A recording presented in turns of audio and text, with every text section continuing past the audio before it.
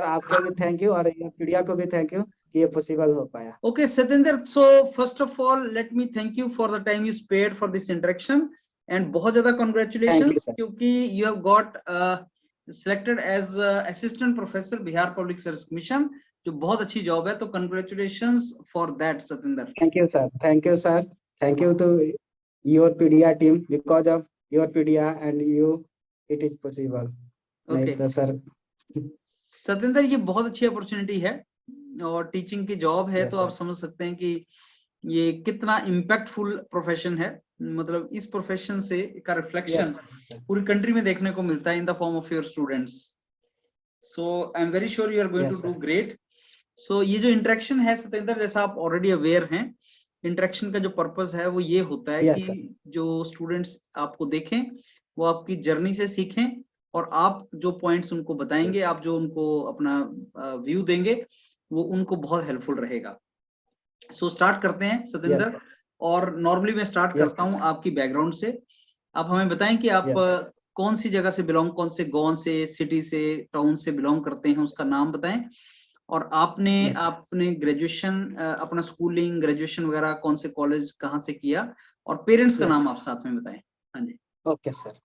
Sir मेरा home town Gopalganj district है, जहाँ से मैंने गांव से ही स्कूलिंग से किया। मेरा 10th का स्कूल का नाम है सर हाई स्कूल साखे रामदास, और मैंने 12th सर वहाँ गांव से ही किया, SMD कॉलेज जलालपुर। और 2012 में मैंने बीटेक में एडमिशन लिया ज्ञानी gel Singh Punjab engineering college Bathinda से। ओके। और मैं 16 में एडमिशन कंप्लीट करने के बाद मैंने उसी समय एमटेक में एडमिशन ले लिया NIT अगरतला में 2018 में। आफ्टर कंप्लीशन एमटेक मैंने उसी समय PhD में भी इनरोल कर दिया। और मेरे पिताजी का नाम श्री जनक राम है और माताजी का नाम भगवनिया देवी है। ओके, तो अभी बेसिकली मैं बिहार के नॉर्थ साइड से बिलोंग करता हूँ। ओके, सो सतेंद्र अभी आपका PhD चल रहा है? Yes sir, yes sir. तो कौन सी स्टेज पे है PhD? सर अभी थोड़ा डिले हो गया, तो एक साल और लगेंगे ऑलमोस्ट जाएंगे। मतलब आपकी PhD आप कर पाएंगे पार्ट टाइम वगैरह में, आपका कंप्लीट हो जाएगा? यस सर, मैं इसको अभी ज्वाइनिंग में टाइम है, तो मैं इसको अभी जितना होता है मैं कर रहा हूँ। अभी कॉलेज में ही हूँ NIT जमशेदपुर में, और अगर जितना बच जाएगा तो मैं पार्ट टाइम में इसको कंटिन्यू कर लूंगा अपने सुपरवाइजर से बात करके। ओके। एंड सतेंद्र ये बताइए, आप अभी आपका जो PhD आपने करने का डिसीजन किया था वो इमीडिएटली आफ्टर एमटेक था या क्या था? सर इमीडिएटली था मेरा सर, सब अच्छा, चीज मेरा आपका गैप नहीं है? इमीडिएटली था। मेरा 16 में बीटेक हुआ, हाँ जी। 16 में बीटेक हुआ, 18 में एमटेक हुआ, और 18 में ही मैंने PhD में इनरोल कर तो दिया। आपने कहीं ना सारे कहीं डिसाइड कंटिन्यू कर लिया था कि आपको टीचिंग में जाना है?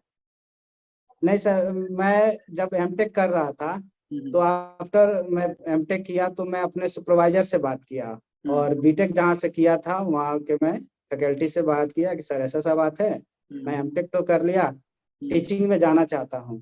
तो सर मुझे सजेस्ट किया कि अगर टीचिंग में जाना चाहते हो तो तुम PhD में इनरोल कर दो।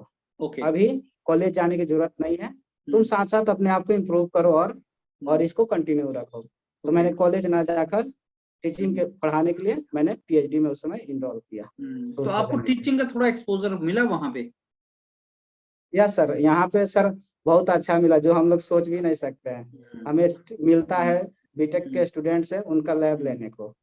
अच्छा देखिए सतेंद्र, ये जो NIT है ना, आपने बताया अगरतला, राइट? Yes sir. तो अभी ज्यादा अवेयरनेस जो लोगों को है वो NIT सिलचर का है, क्योंकि वो पहले बना था। और नॉर्थ ईस्ट स्टेट्स में NIT अगरतला के बारे में लोगों को अवेयरनेस बहुत कम है। तो मैं चाहूंगा कि आप 2-4 लाइन उसके बारे में बताएं हमें। NIT अगरतला किस तरह का NIT है? सर इसका NIT अगरतला बहुत अच्छा है सर, इसका इंफ्रास्ट्रक्चर लैब है बहुत अच्छे है सर। जैसे हम लोग भी जाने से पहले सोच रहे थे कि हम नॉर्थ ईस्ट में जा रहे हैं, क्या पता क्या मिलेगा खाने का, या लैब या कैसे रहेगा माहौल, लेकिन सर बहुत अच्छा है। वहाँ पे हम 2 साल रहे, बहुत अच्छे से हमने लैब किया, जो भी था अच्छे से। क्लास भी सर अच्छे से चलता है, फैकल्टी भी अच्छे हैं, कोई सर इशू नहीं है। हम अच्छे से वहाँ से कंप्लीट करके आए, वहाँ से एमटेक करके। ओके, सो मतलब वहां पे पूरे इंडिया से बच्चे होंगे और वहां पे आते होंगे, right? Yes sir, yes sir, yes sir, yes sir, कोई इशू नहीं है, हम वहाँ आसानी से रहते हैं, पढ़ाई लिखाई सब चीज है सर, सब चीज है, लैब भी अच्छे से है। ओके सत्येंद्र, आप मेरे को ये बताइए कि जैसे आपने ये एमटेक बीटेक पीएचडी वगैरह किया है, इस पूरी फेज के अंदर आपके दिमाग में कई बार आया होगा कि सब जॉब में चले जाएं, क्योंकि लगातार पढ़ाई की ना आपने बीटेक एमटेक पीएचडी, तो कई बार ऐसा लगा होगा कि मैं साहब मैं जॉब में यस चला सर, जाऊं। ये हमारे, हाँ यस सर, ये मेरे ध्यान में आया सर, मैं बीटेक कर रहा था तो मैं सोचा कि 4 साल के बाद मैं जॉब ले लूंगा, ठीक है सर, लेकिन वहां भी हमें जॉब नहीं मिला।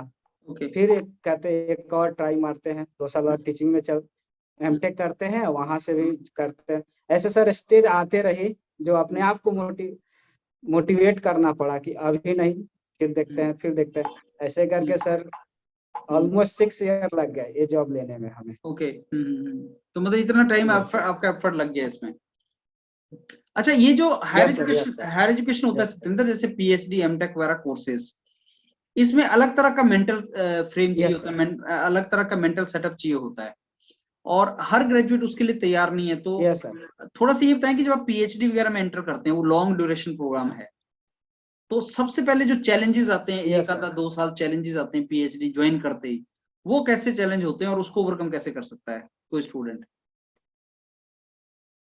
सर सबसे पहले सर यहाँ पे हमें जनरली सबको यही पता रहता है कि सुपरवाइजर का हमें कौन सा मिलेंगे, क्या कराएंगे, क्या करना पड़ेगा, ये तो सर है कि सुपरवाइजर मैटर करते हैं, लेकिन पर सेकेंड चीज है कि सर हम यहाँ पे जो हम जहाँ भी एडमिशन ले रहे हैं वहाँ पर लैब सेटअप कैसा है, फैसिलिटी है कि नहीं। ओके तो सर ये दोनों अगर सही से मिलते हैं तो हमारे अनुसार से उतना चैलेंजेस नहीं है, मतलब हमारे सुपरवाइजर भी सपोर्टिव हो और लैब हो, सॉफ्टवेयर हो, जिससे हमारा आसानी से सिमुलेशन का काम हो या एक्सपेरिमेंटल काम हो जाए, तो ज्यादा चैलेंज नहीं है। जैसे सर और जहाँ अगर नहीं रहता है तो हमें अलग अलग कॉलेज में जाना पड़ता है, टेस्टिंग के लिए समय लगता है उसमें, तो ये थोड़ा चैलेंजेस है सर अभी भी, और उसका टाइम भी लग जाता है। देखिए सत्येंद्र, अब आपकी ना तो सिलेक्शन हम हो ये थोड़ा अभी जैसे आपकी सिलेक्शन हो चुकी है, यस अब आप टीचर, आपका बहुत अच्छी यस अपॉर्चुनिटी सर, एक्सप्लोर हो गई है आपके लिए।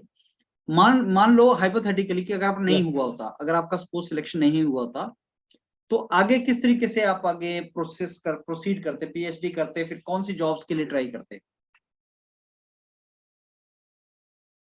सॉरी सर, थोड़ा नेटवर्क इशू था, हाँ एक बार मेरा क्वेश्चन ये क्वेश्चन। था कि अभी तो आपकी सिलेक्शन हो गई है, you already got selected, yes sir, मान यस लो सर, मान लो अगर नहीं हुई होती, यस सर, सपोज नहीं हुई होती, तो आप आगे पीएचडी करते और फिर कैसे, यस सर। कौन कौन सी ऑप्शंस एक्सप्लोर करते?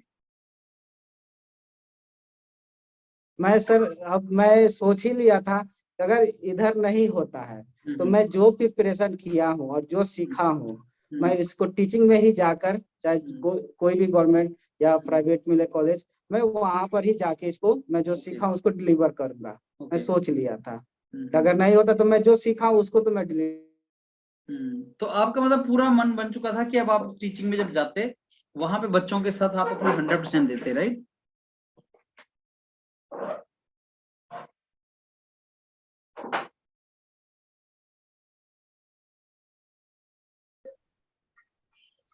तो इसका मतलब ये हुआ सत्येंद्र कि आप जो आपका नॉलेज है, अब आप इसको आपने डिसाइड कर लिया था कि in in the form of teaching आप इसको आगे स्टूडेंट्स के साथ शेयर करेंगे, राइट?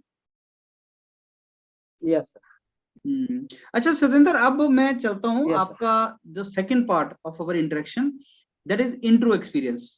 आप हमारे यस साथ डिटेल में शेयर करना इंट्रो यस एक्सपीरियंस कैसा था, बिकॉज बहुत से ऐसे बच्चे जिनको भी लेक्चरर का इंटरव्यू भी आया है, तो आप शेयर करना कि आपका इंटरव्यू यस एक्सपीरियंस किस तरीके से था सत्येंद्र। Okay sir. सर मेरा इंटरव्यू 13 को था, 13 को था सितंबर को। तो फर्स्ट ऑफ ऑल सर इसमें सर हम लोग आपसे सर पहले से इंटरेक्ट होकर पता कर लिए थे कि सर कैसे वहाँ पे जाना, कैसे बिहेव करना, क्या ड्रेस कोड होना चाहिए। तो मैंने फॉर्मल सूट, जो कपड़ा था, टाई था, कोट था, मैं सब पहन के गया, और मेरा जब नंबर आया तो मैं परमिशन लिया, तो सबको विश किया, जो भी हमसे आई कांटेक्ट हुआ तो बैठे, बोले बैठ जाओ, तो मैं बैठ गया। फिर पूछे कि आपने बीटेक कहाँ से किया, तो मैंने अपने कॉलेज का नाम बताया। फिर आपने एमटेक कहाँ से किया बताया। फिर अभी बोले तुम क्या कर रहे हो अभी, तो मैं सर बोला कि मैं अभी पीएचडी कर रहा हूँ। तो किस पे कर रहे हैं? तो मैं बताया कि सर सोलर वाटर हीटर पे काम कर रहा हूँ। तो हमें उसी समय ब्लैक बोर्ड पे भेज दिया कि जाओ इसके कंपोनेंट्स के नाम बताओ। तो मैं कंपोनेंट्स का नाम लिखने लगा, बताया। तो सर वहाँ पे एक इंसुलेशन मटेरियल यूज होता है ग्लासवुड, तो उसके बारे में पूछने लगे। फिर उसके बाद से पूछे कि एक बात बताओ, जो हमारा सोलर कलेक्टर है उसका जो इंक्लिनेशन होता है लोकेशन वाइज चेंज होता है, ठीक है, सही है या गलत है? हमसे ही वो करेक्ट करवा रहे थे कि सही या गलत है। मैंने कहा सर सही है, अगर हम यहाँ जमशेदपुर में है या जालंधर में है तो इसका चेंज करेगा। अब ये पूछे किस बेसिस पे होता है। अब उस समय अचानक से मेरे ध्यान में आ नहीं रहे थे, तो लेकिन मैंने आंसर दिया था कि सर चेंज होगा। तो वो कहे हाँ तुम्हारे बात को हम सही कहते हैं, लेकिन बताओ कैसे होता है। तो मैं उस समय थोड़ा सोचा, फिर नहीं बता पाया। तो सर बोले, एक जो पूछे थे मेंबर, वो हमको बताया कि लेटीट्यूड है, इसकी वजह से हमारा ये चेंज होता है। फिर बोले कि सबसे अच्छा इफेक्टिव सोलर कलेक्टर कौन सा है। तो मैंने बोले बताओ। तो एग्जैक्ट तो मैं जानता था, लेकिन यही होगा मैं मेरे ध्यान में नहीं आ रहा था। तो मैंने सोलर कंसंट्रेटर का यूज किया। बोला नहीं और करना। तो मैं बोला सर इवेक्यूएटेड ट्यूब। तो बोले हाँ ठीक है। तो फिर मुझे बैठा दिया गया। बैठाया नहीं गया सर, उसी समय एक और फैकल्टी मेंबर मेंबर पूछे कि आप क्या पढ़ाना चाहते हैं। तो सर आपने बोला था कि जैसे ही कोई मेंबर पूछे कि आप क्या पढ़ाना चाहते हैं तो उसको ब्रॉड नहीं रखना है, उसको अपने स्पेसिफिक बोलिए। तो सर आपके हम टीचिंग स्किल के साथ आपके साथ इंटरेक्शन हुआ था बर्नौली इक्वेशन का, तो मैंने वही बोला। तो मैं जॉनसन बताया उसका सारा अच्छे से। फिर सर आपने भी पूछा था कि इसका यूनिट बताओ, तो वहाँ भी हमसे यूनिट ही पूछा गया कि यूनिट क्या होता है। मैं यूनिट बताया। फिर उसके बाद से बोले ठीक है बैठ जाओ। तो मैं बैठा। तो बोले कि आपका तो एमटेक मैन्युफैक्चरिंग में है, तो आपसे मैन्युफैक्चरिंग का क्वेश्चन पूछा जाए। मैं बोला जी सर पूछा जाए। तो पूछे कि सिंगल पॉइंट कटिंग टूल के एंगल्स बताओ। तो मैंने ऐसे सिस्टम का नाम लेकर उसका एंगल्स बताया।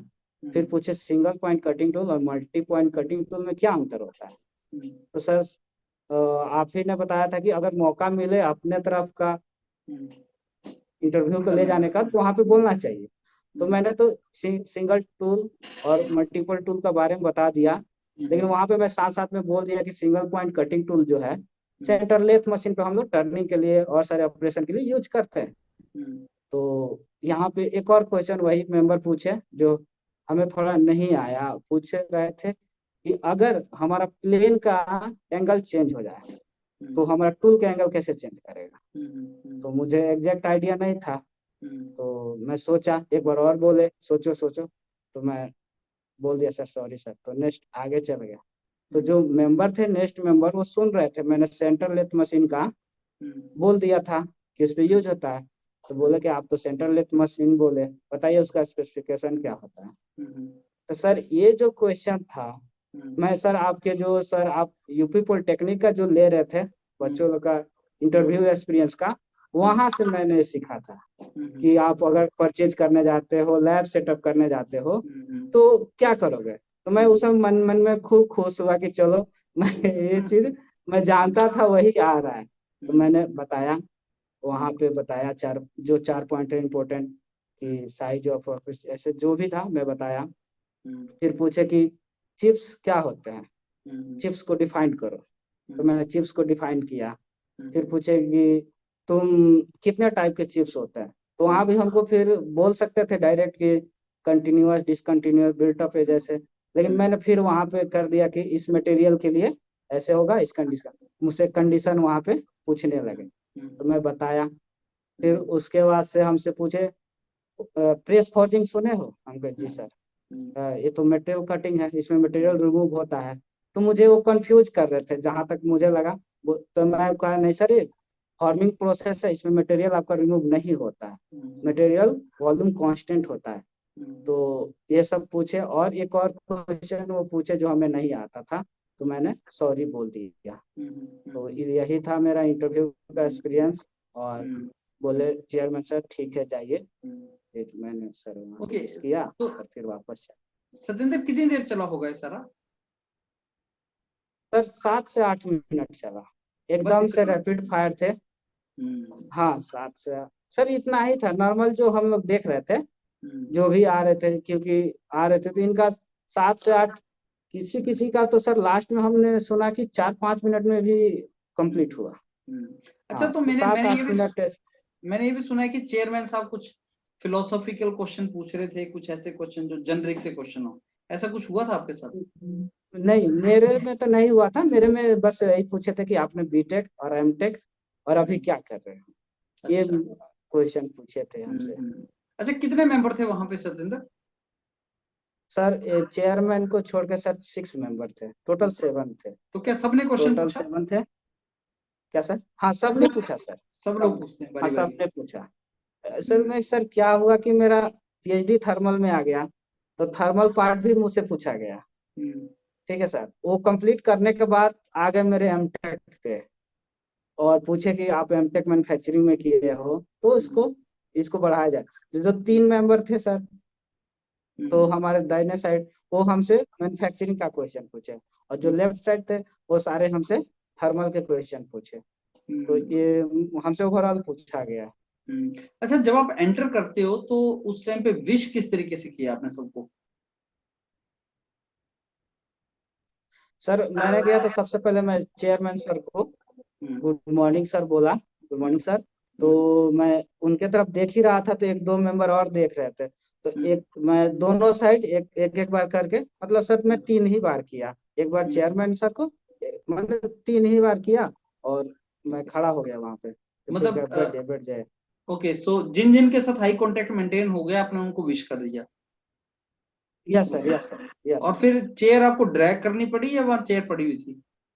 सर चेयर पड़ी हुई थी एकदम से, जैसे हम करते हैं कि वेल सेटल्ड था, थोड़ा सा अच्छा। ड्रैग करना पड़ा और हम्म। मैं बैठा, और ज्यादा दूरी भी नहीं था कि हम ज्यादा आगे पीछे हम्म। कर सकते थे। हम्म। एकदम सर बोलते हैं कि आस मतलब एकदम सेटल था जैसे। फिर और उन्होंने जो क्वेश्चन स्टार्ट एंट्री कर दिए? था, हाँ और एंट्री था, और जहाँ चेयरमैन बैठे हुए थे सर और मेंबर, वो ज्यादा दूरी नहीं था, रूम छोटा ही था, तो हम्म। अप्रोक्स 2 to 3 कदम रखने पर सर वो हम पहुंच गए चेयर के पास। हम्म।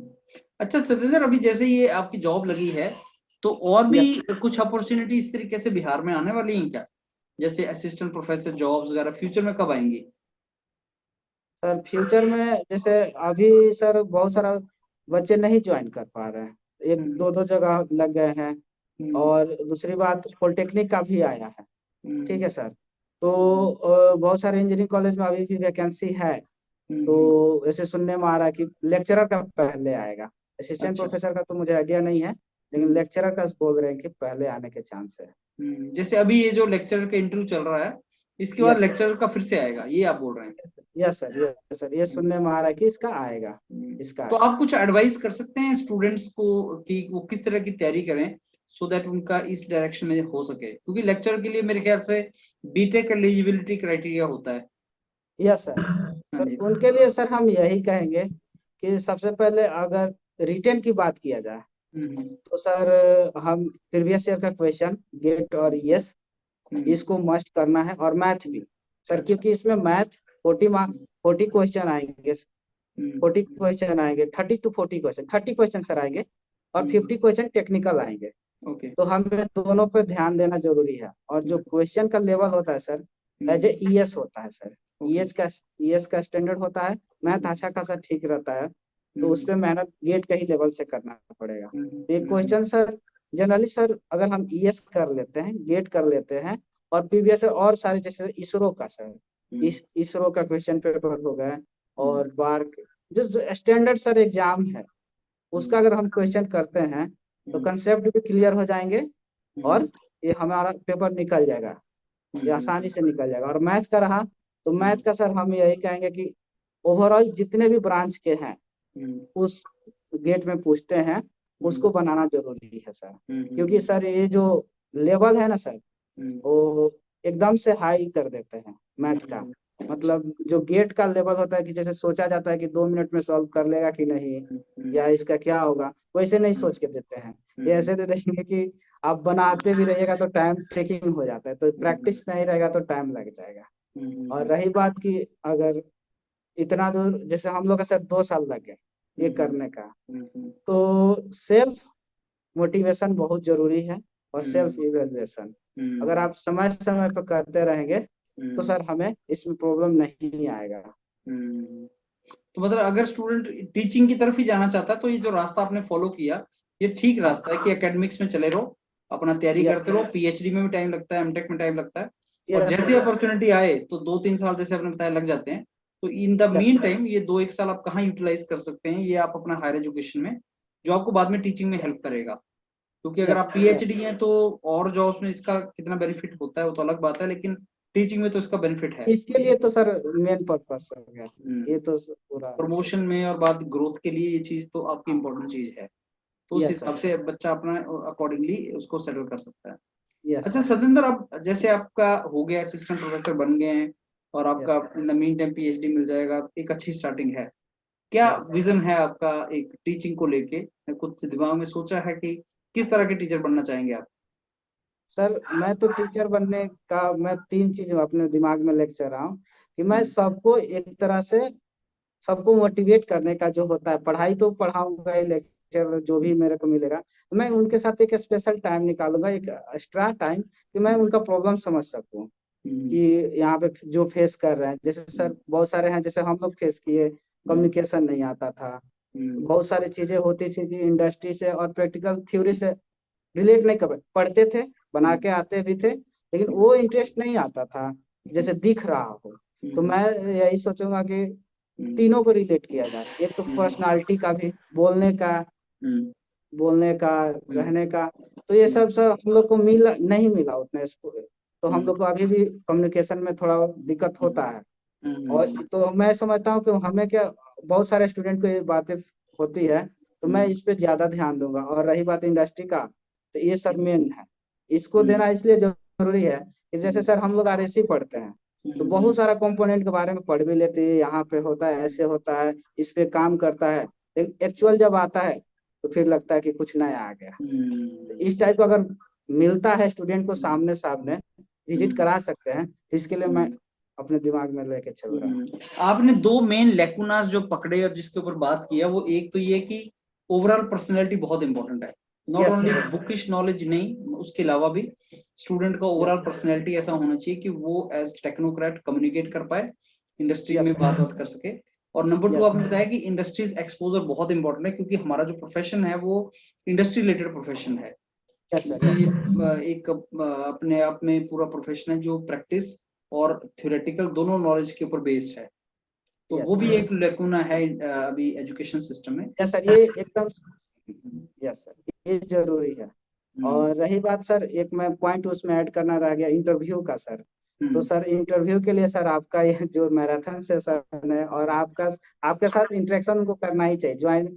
अगर आपको मौका मिलता है हम्म, अगर इंटरव्यू में जाने का, तो सर आपका जो कोर्स है जो भी है, इस मटेरियल को फॉलो करना हम चाहते हैं कि मैंडेटरी हो जाए।